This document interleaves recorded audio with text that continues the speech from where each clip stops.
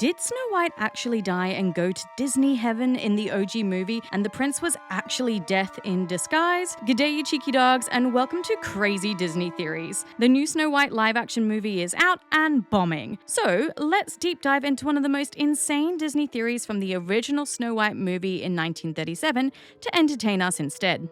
This starts with Snow White's first glimpse of death, which is when she almost falls into the well at the beginning of the movie. The prince, aka Death, magically appears and scares her away back into the safety of the castle. Also, take note of the horse that he's riding. It is a white horse, which is famously associated with death because that's the type of horse that he rides as well.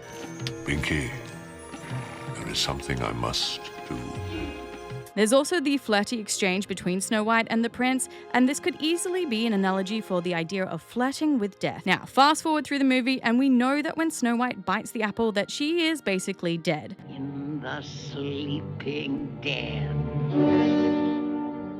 And even though the evil queen said that she could be revived by true love's first kiss, Snow White doesn't have a true love. No fear of that.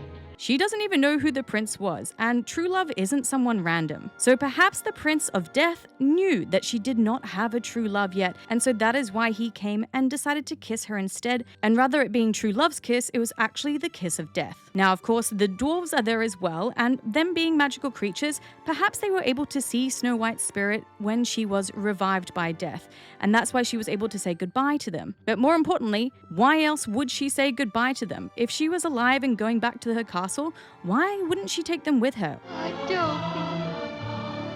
Now, lastly, of course, we have the prince carrying her off to a castle, but it is not hers, and it's not even one that's on land. Instead, it is a castle in the clouds glowing, very much emulating the idea of the kingdom of heaven. Because, like I said, it's certainly not Snow White's castle from the beginning of the movie, and you would think that that's where the prince would take her, considering that the queen was dead and someone needs to rule that kingdom now. So perhaps Death knew that, yeah, Snow White was a good person and deserved to have a good afterlife, and so took her to the kingdom of heaven instead. So, cheeky dogs, what do you think of this crazy Snow White theory? Do you think that it could be true? Let me know in that comment section down below. And don't forget to hit that like button and subscribe button as well, as I will have a lot more crazy Disney theories coming out, especially about Snow White. But until my next video, I have picked you out a few other videos that maybe you would like to watch, and I will see you all in another video.